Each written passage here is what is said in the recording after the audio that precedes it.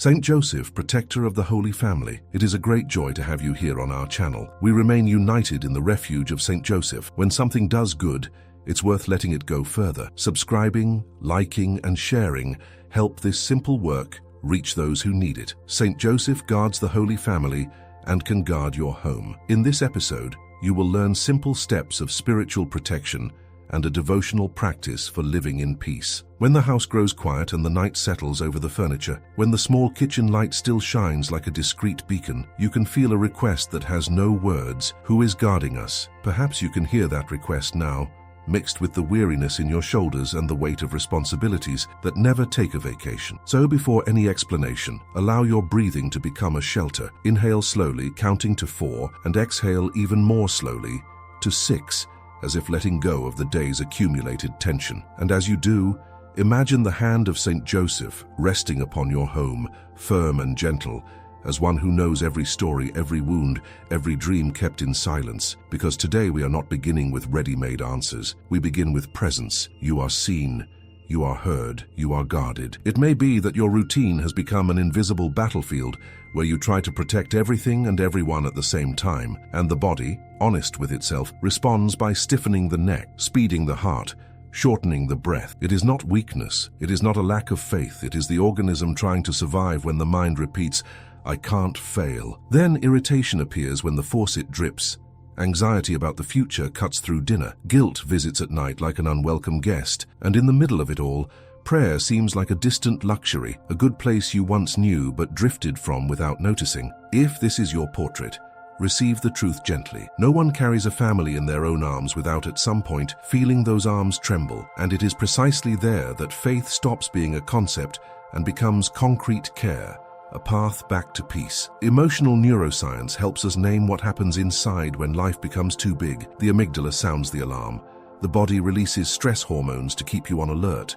The mind begins to look for dangers even when the danger has passed. Yet the same body that triggers the alarm also has pathways back to safety, and one of them is simple and sacred at the same time. The conscious breathing that signals to the nervous system that you are not alone, that there is ground under your feet, that the present moment can be lived without haste. When faith meets these bodily pathways, prayer ceases to be just an idea and becomes a way forward, because each inhalation can carry a "Jesus, I trust in you," and each exhalation can hand over what weighs you down. In that repeated movement, the heart learns once again to rest. We are not looking for magic formulas. We are looking for gestures that integrate soul and body, reason and emotion, faith and daily life. Because protecting a family often begins with the courage to slow down for a few seconds. It is on this ground, so human and so real, that the figure of St. Joseph appears not as a noisy hero, but as a silent guardian. The Gospels show us a man able to hear God in the middle of the night and rise to protect,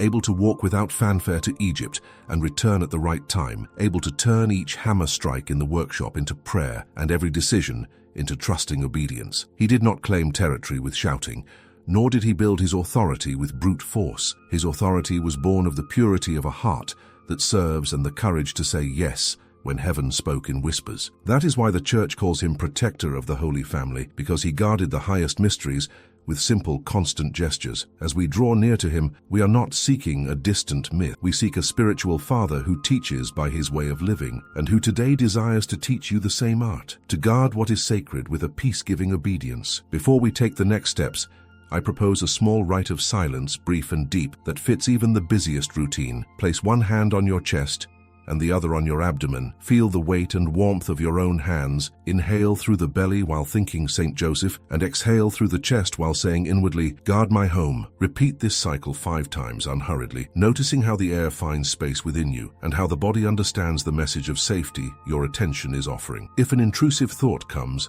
welcome it without a fight and bring the mind back to the movement of the breath, because this is how prayer becomes concrete, a fidelity of seconds that educates the senses to recognize peace. In the school of St. Joseph, we learn to trust in divine providence, not with empty promises, but with small, consistent habits that open the door to grace. You may wonder whether protecting the family would mean, after all, keeping everyone in a glass dome. The answer, seen in Joseph's life, is different. To protect is not to isolate.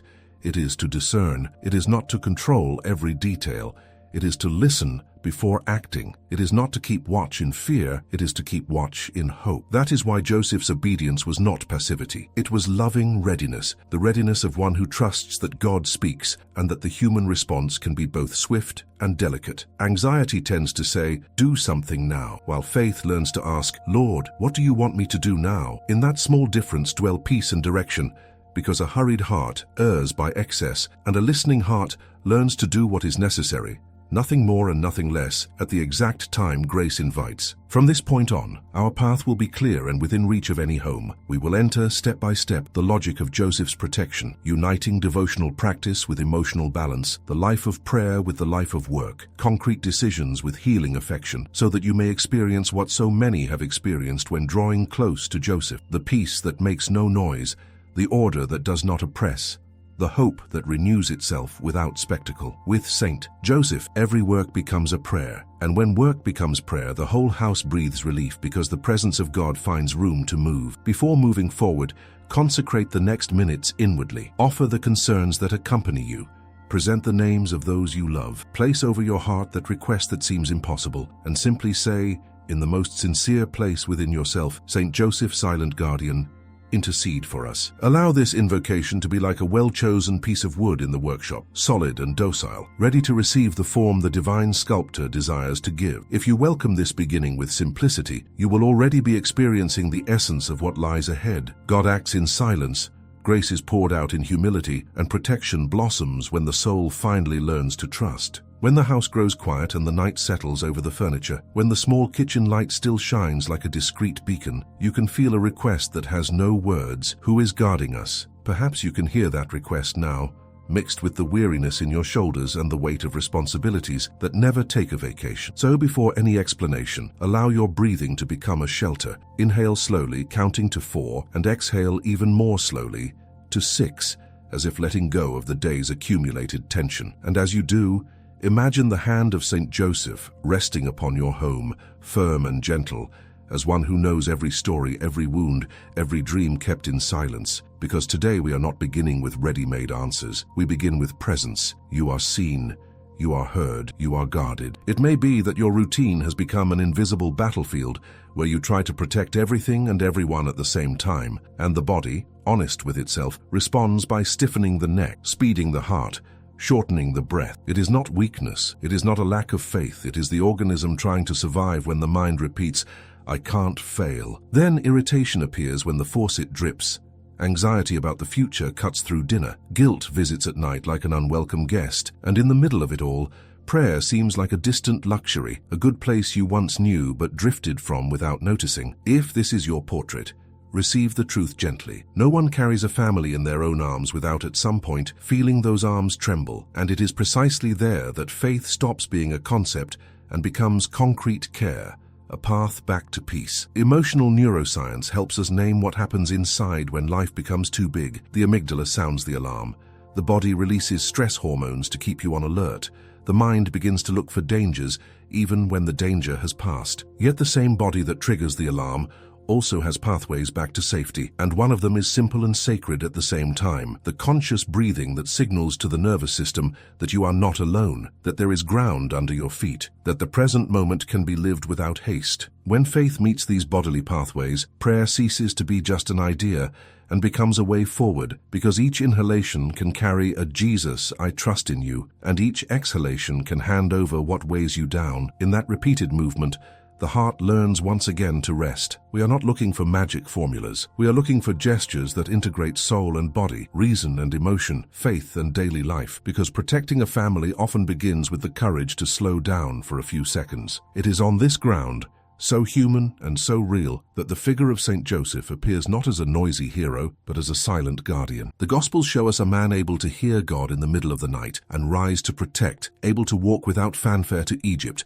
and return at the right time, able to turn each hammer strike in the workshop into prayer and every decision into trusting obedience. He did not claim territory with shouting, nor did he build his authority with brute force. His authority was born of the purity of a heart that serves and the courage to say yes when heaven spoke in whispers. That is why the Church calls him protector of the Holy Family, because he guarded the highest mysteries with simple, constant gestures. As we draw near to him, we are not seeking a distant myth. We seek a spiritual Father who teaches by his way of living, and who today desires to teach you the same art, to guard what is sacred with a peace-giving obedience. Before we take the next steps, I propose a small rite of silence, brief and deep, that fits even the busiest routine. Place one hand on your chest and the other on your abdomen. Feel the weight and warmth of your own hands. Inhale through the belly while thinking St. Joseph, and exhale through the chest while saying inwardly, "Guard my home." Repeat this cycle 5 times unhurriedly, noticing how the air finds space within you and how the body understands the message of safety your attention is offering. If an intrusive thought comes, welcome it without a fight and bring the mind back to the movement of the breath, because this is how prayer becomes concrete, a fidelity of seconds that educates the senses to recognize peace. In the school of St. Joseph, we learn to trust in divine providence, not with empty promises, but with small, consistent habits that open the door to grace. You may wonder whether protecting the family would mean, after all, keeping everyone in a glass dome. The answer, seen in Joseph's life, is different. To protect is not to isolate.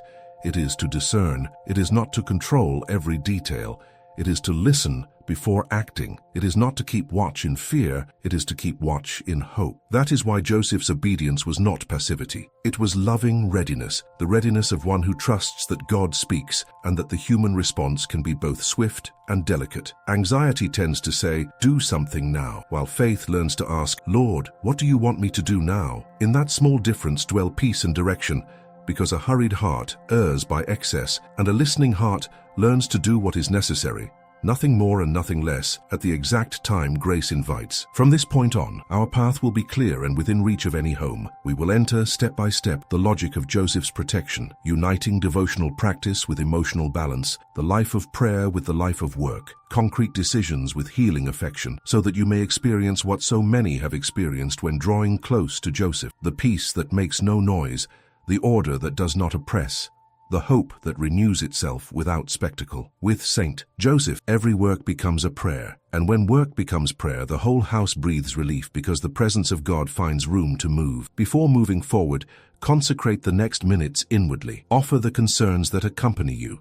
Present the names of those you love. Place over your heart that request that seems impossible, and simply say, in the most sincere place within yourself, "St. Joseph, silent guardian, intercede for us." Allow this invocation to be like a well-chosen piece of wood in the workshop, solid and docile, ready to receive the form the divine sculptor desires to give. If you welcome this beginning with simplicity, you will already be experiencing the essence of what lies ahead. God acts in silence, grace is poured out in humility, and protection blossoms when the soul finally learns to trust. There are days when the home feels like a station after the last departure of the day, empty of answers, full of echoes. The dishes in the sink sound louder than any song. The hallway light that should console only reveals the weariness in the eyes. It is not negligence. It is not a lack of love. It is just life weighing where it already weighed, adding bills, news, small frustrations, the sense that everything depends on you. The body perceives before the mind, tightened shoulders, a clenched jaw, short breathing, and when the house finally grows quiet,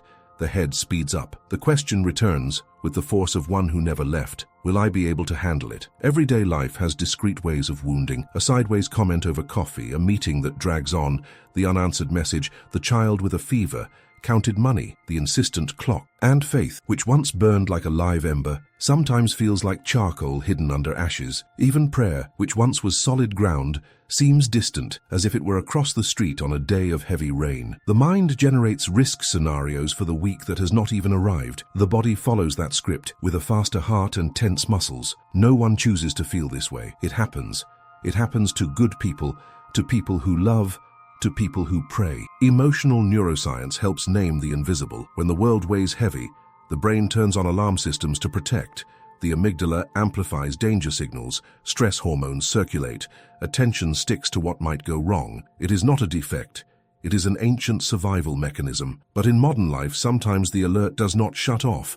Everything becomes now, everything feels urgent. The window of tolerance narrows, and the person you are, sensitive, fair, generous, becomes confined to a narrow corridor of reactivity. Inside that corridor, faith can sound like one more task. Outside it, faith becomes home again. Naming this is already a relief, because it removes the label of lack of faith and returns dignity to the human experience. There are also dateless wounds, memories that visit by surprise, an old grief that still throbs, an unkept promise, the feeling of not having been seen when you most needed it. These marks do not disappear with stock phrases.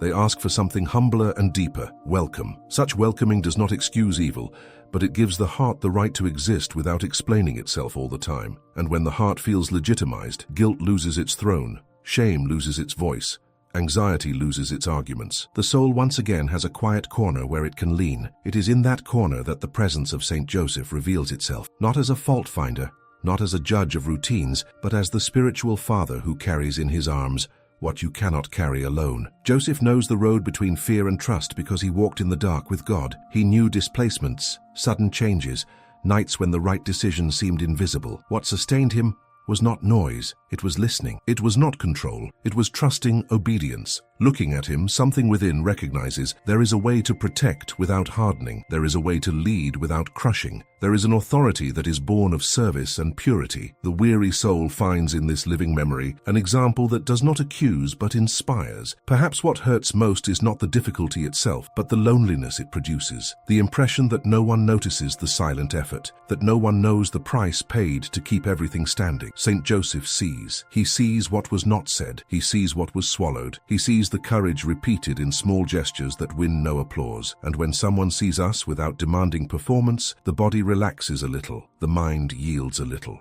the soul breathes a little. Protection, once a tiring wall, begins to become a space of care. In the school of St. Joseph, we learn to trust in divine providence, repeated inwardly. This phrase works like a warm towel over a tense muscle. It does not solve everything at once, but it helps the heart remember it can slow down. Deep down, it is not the problem that needs validation, but the person carrying it. You are not the sum of urgencies, not the projection of worst-case scenarios, not the failure you fear repeating. You are someone who loves and wants to protect, and that desire already counts for much. When that truth meets Joseph's silent witness, hope ceases to be theory and becomes experience. With St. Joseph, every work becomes a prayer. And when work becomes prayer, even what is heavy changes temperature. It remains real but less abrasive.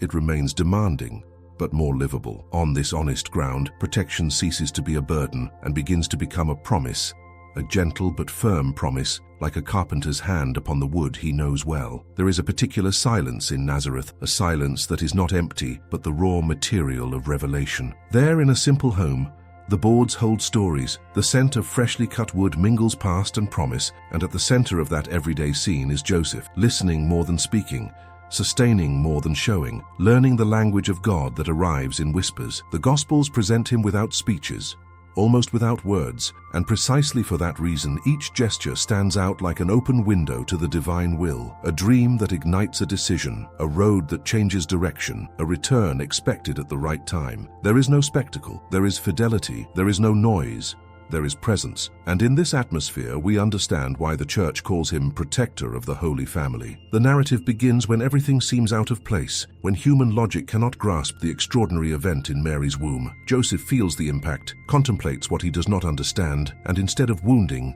chooses to protect. His justice has the face of mercy, a justice that does not expose, does not humiliate, does not turn into a public case what belongs to the mystery. Then comes the first dream, and with it, the gentle certainty: do not be afraid. It is not the abolition of risk, it is the reorganization of the heart in God's presence. From there, the story moves in precise steps, almost choreographed, as if Providence took Joseph's hand and said, without imposition, this way. In the school of St. Joseph, we learn to trust in divine providence. The flight into Egypt, in turn, sheds light on a kind of protection that is not to be confused with immobility. There, protecting means setting out, accepting the journey, living an exile that does not steal identity. There is night, there is haste, there are unknown roads, but there is also the child in the arms and Mary at the side, and this quiet trio, guided by a father who listens, crosses uncertainty without losing the center. The return happens when God's voice again marks the moment, and the family comes back not as one who flees the past, but as one who obeys the timing of grace. Each displacement reinforces the same truth. The protection that is born from listening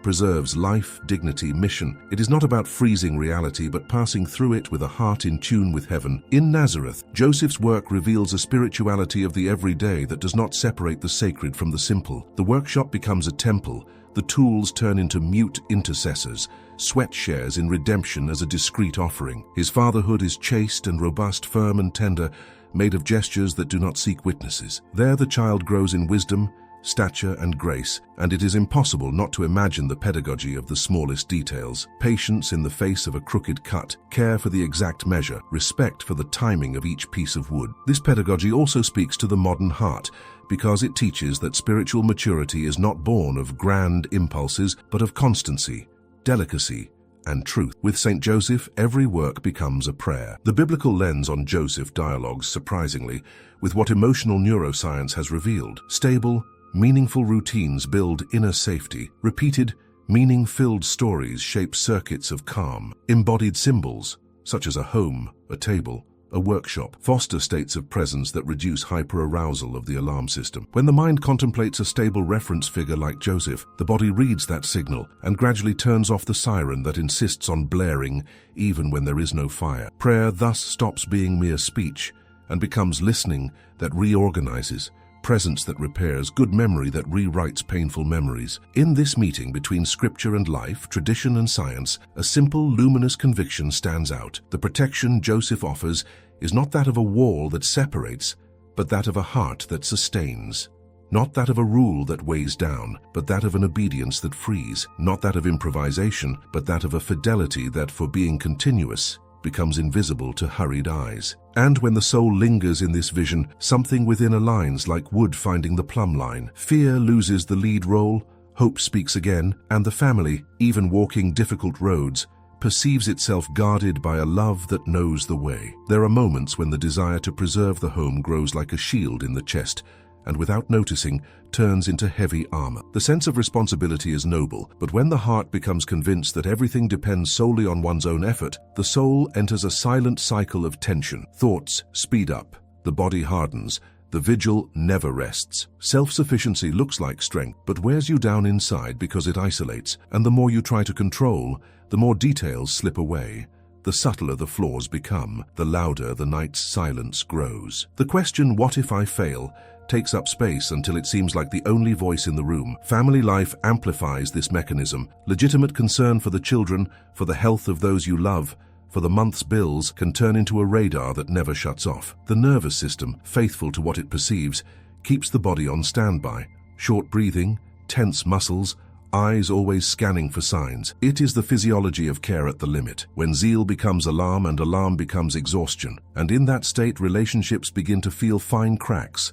Curt replies, impatience that does not match the love, distances that do not come from lack of affection, but from the fatigue of trying to embrace the universe with one's own hands. The heart, however, was made for bonds and for a trust greater than one's own strength. Christian tradition does not romanticize the weight of responsibility, but it reveals a path where maturity is not confused with omnipotence. In St. Joseph, this path appears with extreme delicacy, the capacity to sustain without suffocating, to watch over without invading, to make decisions without turning protection into a prison. Self-sufficiency promises safety but charges a high price. It charges your peace. The trust that opens to a greater love restores rhythm to things and allows limits to be recognized without shame. Limits that, far from diminishing you, make you human. From the perspective of emotional neuroscience, this shift has concrete effects. When the mind leaves total control mode and admits the presence of a support that goes beyond one's own arm, a support named, remembered,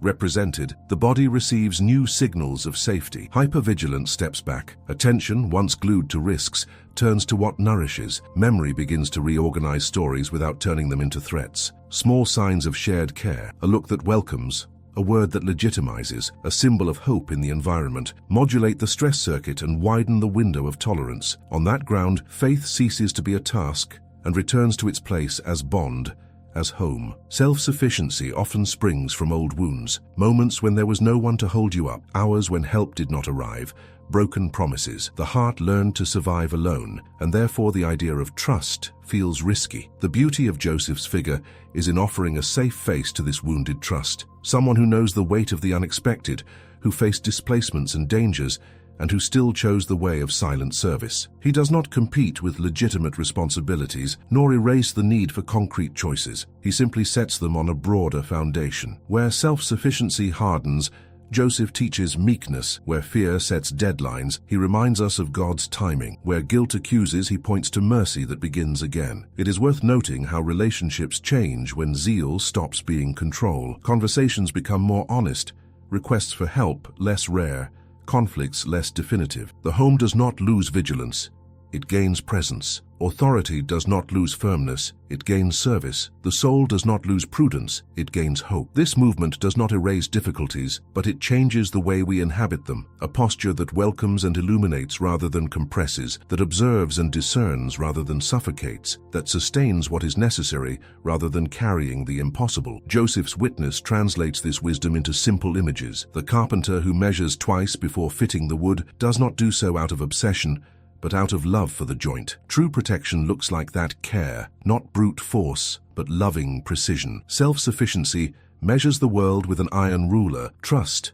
measures with the ruler of truth joined to charity. That is why, when the heart draws near to Joseph, the soul finds a more just rhythm, a tempo that welcomes limits without giving them the last word, that recognizes effort without turning it into a tyrant, that returns to the family the right to breathe together. On this horizon, the phrase, "a family is guarded by faith, not by fear," ceases to be a slogan and becomes a path. Fear keeps watch without sleeping. Faith sustains without making you ill. Fear sees danger in everything. Faith recognizes reality but refuses a distorted lens. Fear imprisons. Faith educates, and the trust that blossoms from Joseph's presence is not passive. It is that firm and gentle state in which the whole person, body, emotion, and reason aligns around a greater good. When that happens, the home, even if imperfect, becomes a space of healing. Daily life returns to being a place of encounter. Protection ceases to be a weight and becomes a lived promise. Discreet, deep, like the benevolent shade Joseph offers the Holy Family and continues to offer to those who draw near in truth. Words sometimes come heavy to modern ears, and authority is often one of them. It sounds like harshness, like imposition, like fear of the final word of someone who does not listen. However, Joseph's authority springs from another source and has another texture. It is made of listening silence, sustaining presence, preserving discernment. To guard the mysteries is not to lock up secrets, it is to protect what is still in gestation, to welcome the sacred while the world around is arranged, so that the sacred may bloom. In this key, the word custodian gains human warmth. Joseph does not keep watch with cold eyes. He surrounds with a gaze that blesses, hands that confirm the good, decisions that spare unnecessary wounds. Joseph's chaste, obedient fatherhood does not diminish vigor, it expands its reach. Chastity here is not a denial of affection, it is the purity of a love that does not seek to serve itself. Obedience is not blind submission, it is inner freedom to answer God without delay. This way of loving creates a spiritual microclimate. The house breathes trust.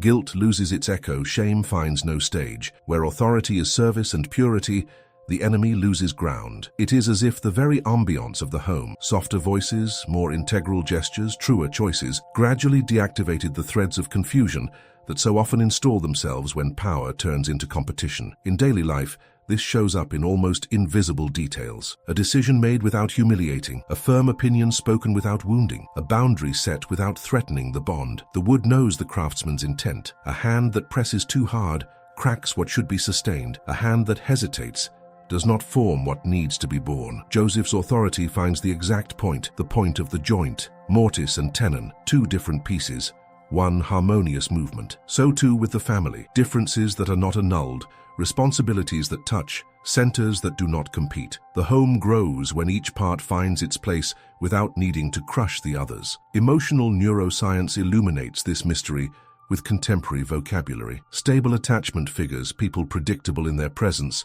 coherent in their posture, help regulate the body's alarm systems. Children and adults, before a firm and serene reference, adjust their breathing, reduce hypervigilance, organize their thinking. The simple awareness of a reliable presence already modulates the inner storm. When the heart finds a true custodian, it does not need to spend as much energy on defense. There is energy left to learn, play, dialogue, reconcile. In spiritual language, one could say that an environment of purity and service creates room for grace to work more freely. The title custodian also speaks of discretion. Guarding the mysteries implies recognizing that not everything should be exposed, that truth's timing includes maturation, that some words need silence around them so as not to be lost. In the Gospels, Joseph appears almost as the guardian of the between the lines. What he does allows the divine life to manifest without noise, without distractions. There is a rare wisdom here for hurried days, sustaining the good without turning it into a stage, protecting the vulnerable without turning it into a topic, remaining present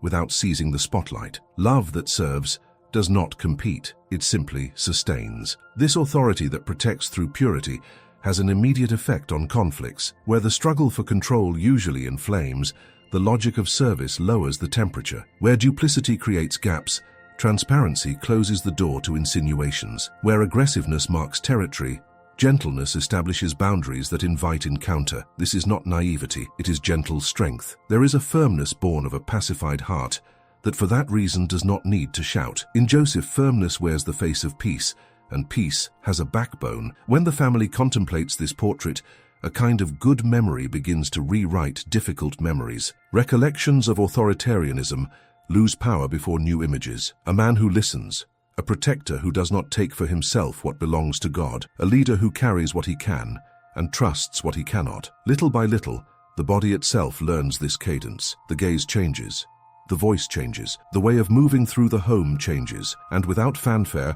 what seemed merely ideal becomes possible. Repeated, true practice. Where authority is service and purity, the enemy loses ground. And when the enemy loses ground, hope finds a home. There is a recurring temptation when love is great and fear greater, to raise ever higher walls, multiply controls, quicken the pace like someone trying to put out a fire by blowing harder. The intention is noble, the exhaustion inevitable. In this breathless effort, the heart trades loving vigilance for anxious watchfulness, and the home starts to organize itself around danger, not around promise. The body protests first, eyes constantly scanning, a tense jaw, light sleep that does not restore. When protection becomes performance, the family bears the weight of a security that demands daily payment in emotional wear. And even with so much effort, something keeps leaking through the cracks, because control alone does not know how to welcome mysteries. Joseph's story opens a different path. Faced with real risks, he does not draw a sword, he does not call for a commotion. His strength is his ready obedience to divine inspirations. That readiness has a texture that is spiritual and human at the same time. A heart trained to listen to what does not shout, a body available to rise when the inner light turns on, steps that move in the necessary direction without turning the decision into a spectacle. Some homes are saved from excess noise precisely because of that way of responding. Obedience, far from passivity, appears as the art of aligning movement and meaning, emotion and truth, urgency and direction. The flight into Egypt highlights the difference between fear's timing and God's timing. Fear runs aimlessly and drags along those we love. God's timing points to an exit, a possible route, a journey with beginning and return. There is no guarantee of comfort. There is a guarantee of presence. The road is traveled with enough haste to preserve life and enough peace not to lose oneself. In that tempo, protection does not freeze reality. It deciphers it. It does not paralyze. It guides. It does not stiffen. It adapts. And the family that journeys to that rhythm perceives that fidelity is not a single gesture. It is a sequence of coherent steps through alternating nights and days. Docility, often mistaken for weakness, emerges as the backbone of true strength. Docility here is the capacity to tune the heart to the frequency of the good and move with firm gentleness. In the language of emotional neuroscience, it is a state in which the alarm system does not hijack all functions. The mind keeps room to assess nuances. The body finds micro-intervals of safety. The breath returns to mark its presence. When a family reference embodies this docility, co-regulation takes place. One person's calm regulates the turbulence of another, and the environment loses the smell of chronic urgency. Strength, then, does not need to impose.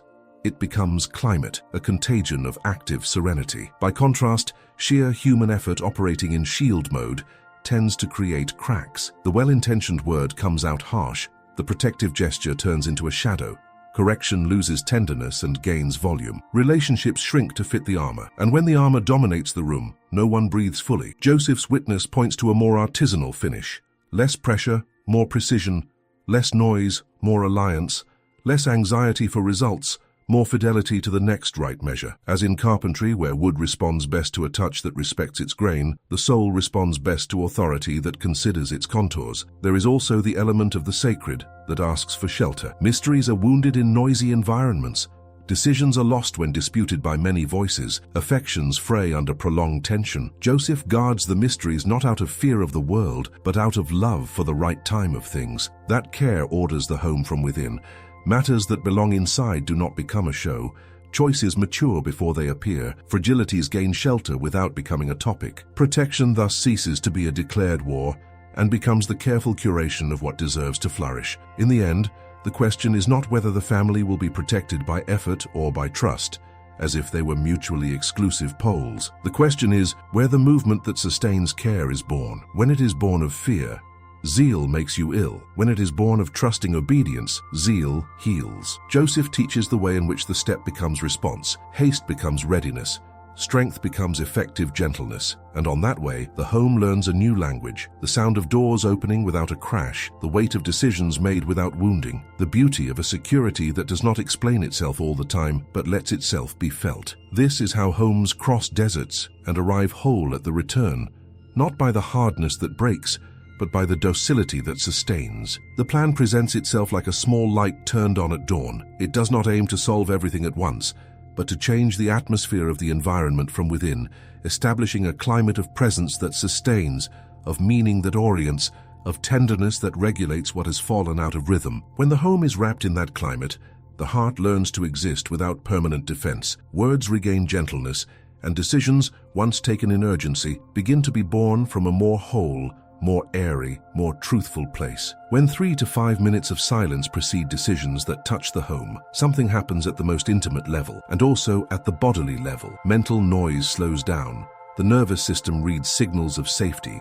The amygdala lowers the alarm's volume, and discernment, which usually disappears under pressure, again shows paths where peace can walk. In that brief interval, the invocation, "Saint Joseph, teach me to listen," works like a musical note that tunes the whole, and silence, far from being absence, becomes the fertile space where the answer matures before it is born as word, gesture, or choice. In the rhythm of work, when the day is offered and justice guides each step, even what tires takes on a different density, because the task, permeated by meaning, stops demanding an identity based on performance and starts expressing a fidelity that needs no audience. And when a mistake happens and meets honest repair, the bond emerges stronger than before, since transparency heals what imaginary perfection only masks. Thus, the labor of each person, with its measures and limits, becomes a mode of communion, and the workshop of Nazareth reappears at home as a living memory of a love that sanctifies the simple. The weekly devotion of the 7 sorrows and joys of St. Joseph offers a narrative thread that runs through daily life and re-educates our gaze, because sorrow contemplated alongside a corresponding joy teaches the heart to perceive that the movements of providence are rarely linear. As the family shares this prayer, feelings are named,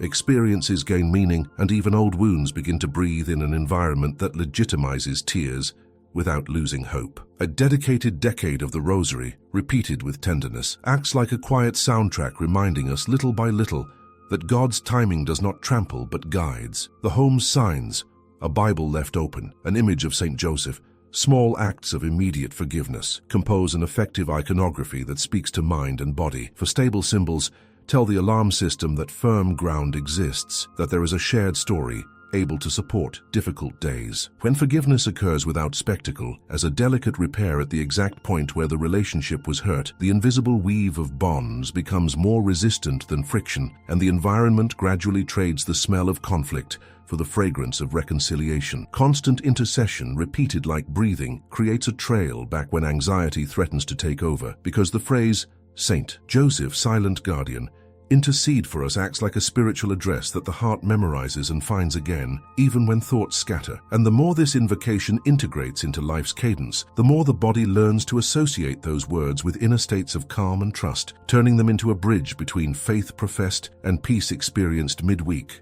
in the middle of the living room, in the middle of everything. In this way, the plan does not present itself as a checklist, but as loving craftsmanship, done to the home's rhythm. And the further this craftsmanship advances, the clearer Joseph's trace becomes as he leads the whole, a sobriety that warms, a firmness that welcomes, a vigilance that does not pressure. Then protection ceases to be an idea and becomes a climate, a discreet yet unmistakable presence in which each person finds a place and the whole home rediscovers its name. In the workshop of Nazareth, the air has the sweet weight of sawdust suspended, and the light crosses the window like a thread of gold over the workbench. Time there does not rush, it ripens. The tools rest as if silently guarding the secret of a heart, trained to guide without fanfare. In that scene of wood, iron, and light, Joseph moves with a rhythm that does not belong to anxiety. Each gesture has a beginning, middle, and end.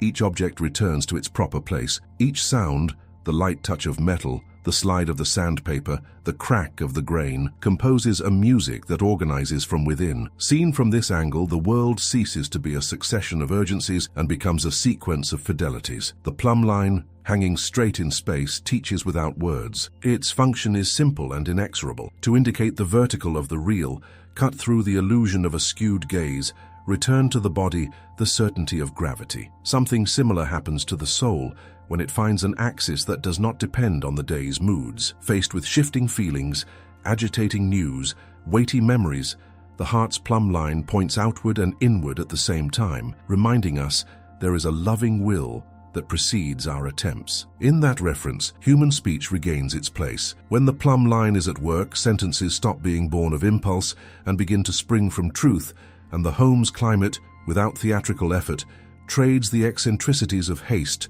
for the sobriety of presence. The square, in turn, is the wisdom of meeting between lines that respect each other. Without it, wood settles at angles that later demand the price of misalignment, doors that creak, shelves that give way, structures that look firm but do not endure. The image extends to emotional and spiritual life. Decisions that ignore charity lose their fit with truth. Decisions that disregard truth disfigure charity. The square does not create harshness, it creates harmony. When the angles align, strength is distributed, weight is shared, the whole gains dignity. The family that finds that right angle, just and merciful, breathes with greater breadth, because justice tempered by tenderness does not humiliate, and tenderness anchored in justice does not dissolve. And there is silence, the invisible matter that allows form. Wood that allows itself to be worked does not lose identity. On the contrary, it reveals grain, inner patterns, depths unseen at first glance. The silence Joseph knows is not escape, it is availability. It is the space where faith listens, where emotion rests without denying what it feels, where reason gathers scattered pieces once again. This silence speaks to the body as well. Without it,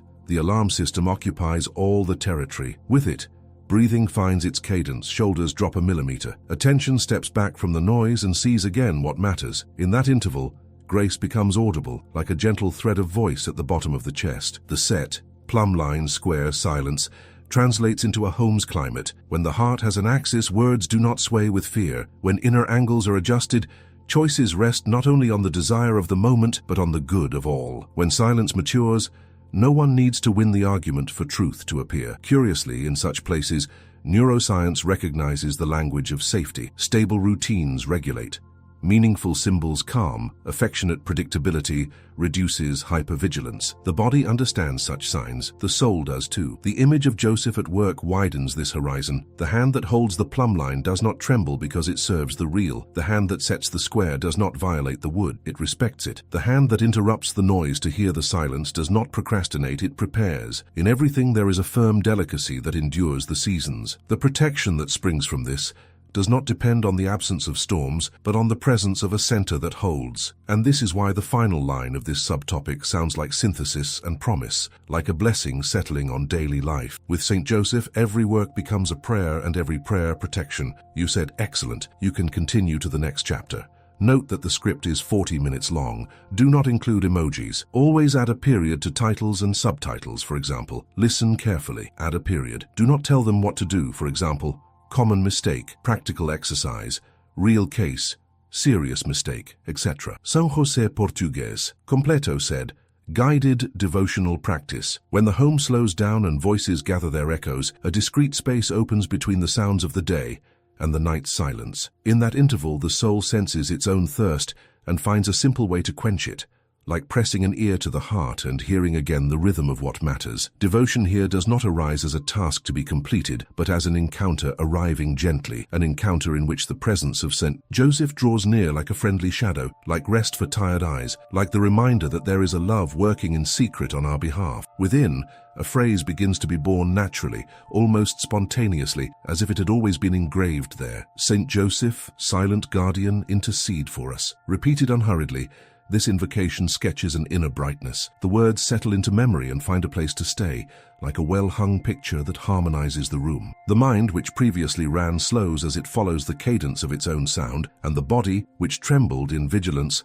recognizes signs of safety. Neuroscience and tradition meet in the same gesture. Devout repetition organizes attention, soothes the alarm system, and returns to the heart the breath needed to feel without drowning. There are days when the supplication rises closer to the chest, almost like a whisper. St. Joseph, teach me to listen. It is not a technique, but a relationship. The request carries trust and therefore turns silence into an inhabited home. What was noise loses volume. What was urgency loses the right to command. What was fear remembers that it does not own the future. Listening ripens within like wood accepting the chisel. No violence, only the exact form revealing the design that already lived there. There are also moments when the heart prefers a shorter, ardent surrender, a kind of shortcut to peace. Jesus, I trust in you. The phrase rests like a head placed on a safe shoulder. Trust does not eliminate shadows, but it lights a lamp from the inside out. While the mind names what weighs, the memory of the good experienced begins to respond, recalling old steps of fidelity, small, discreet miracles. Doors opened when it seemed late. Joseph's presence at that hour acts like a bridge, a spiritual father carrying the human request to the heart of God, without noise, without fanfare, with the calm firmness of one who knows to whom he belongs. Devotion then finds its signs in the environment. A Bible left open not as ornament but as breath, an image of St. Joseph not as an amulet but as living memory, a gesture of reconciliation happening at the moment the relationship asks for care. These signs, repeated day by day, become the sacred alphabet for the whole house, educating gazes, softening words, reteaching bodies to recognize rest. The climate born of this is perceptible. The light seems warmer. The noises lose roughness. The night does not frighten as before. Protection at last gains texture. In the weekly rhythm, contemplating the 7 sorrows and joys of St. Joseph becomes a thread, stitching each family's story to the pages of the Gospel. Sorrow and joy breathe side by side, and breathing together they teach that suffering is not the last word, and consolation is not an illusion. The soul learns to welcome both sides of the road with dignity and hope, and while it learns, it grows in sobriety and tenderness, like someone remeasuring the inner shelf's angles with the square of truth and charity, gradually adjusting what time has warped. At bottom, this devotional practice functions like an office of the soul. With each loving repetition, the inner wood yields where it must yield and supports where it must support. Joseph's presence lends the heart a new posture. Less hardness, more precision; less haste, more fidelity; less spectacle, more substance. In the school of St. Joseph, we learn to trust in divine providence. And when that school becomes an effective routine, the whole home recognizes itself as guarded by a care that does not impose but